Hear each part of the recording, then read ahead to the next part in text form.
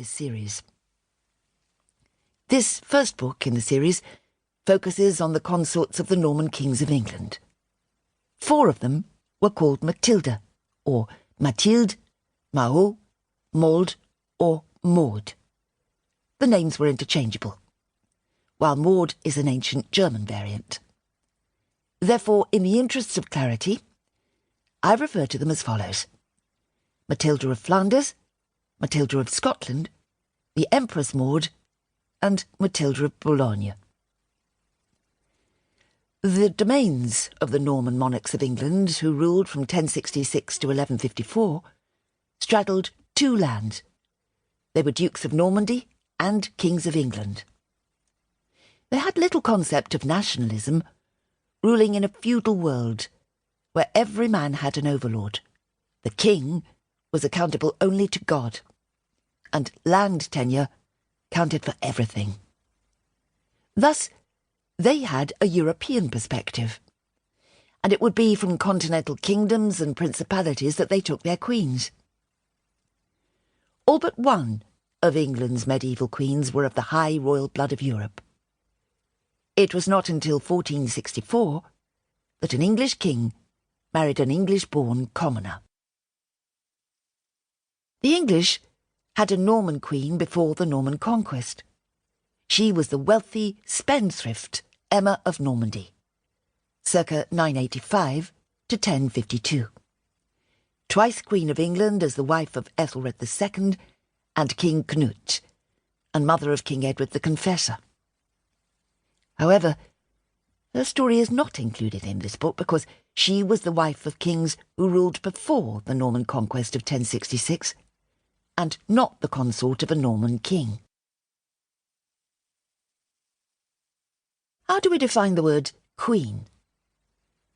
A queen regnant is a female monarch who succeeds to the throne and reigns in her own right, exercising sovereign power. In contrast to a queen consort, who is the wife of a reigning king and shares her husband's majesty, rank and titles, but not his sovereignty. A queen dowager, or dowager queen, is the widow of a king. A queen mother is a queen dowager who is also the mother of a reigning sovereign. 4 of the 5 Norman queens were crowned queen consort. Between the Norman Conquest of 1066 and the coup that placed Lady Jane Grey on the throne in 1553, there were no queens regnant in England. In these centuries, English queenship was embodied by queens consort, with one exception, the Empress Maud, who claimed, with some justification, to be Queen Regnant of England in her own right, and fought a war to that end. I've included her here because she was her father's acknowledged heir to the throne and should, constitutionally, have succeeded him. Many realms have forbidden succession by or through women, citing the ancient civil code of the Salian Franks, said to have been first drawn up around AD 500 by the legendary French King Clovis.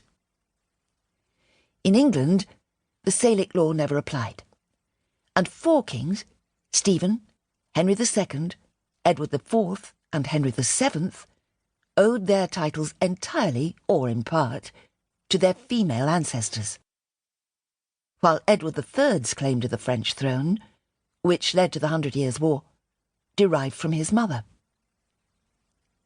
It is also worth noting that 4 of the 5 Norman queens were chosen as consorts for their maternal ancestry.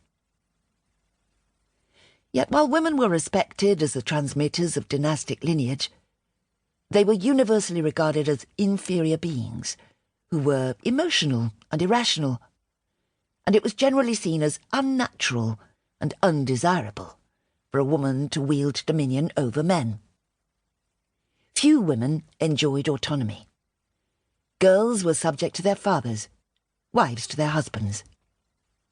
A woman is completely in the power of her husband, pronounced Ranulph Glanville, the Chief Justiciar of England, so it is not surprising that all her property is at his disposal.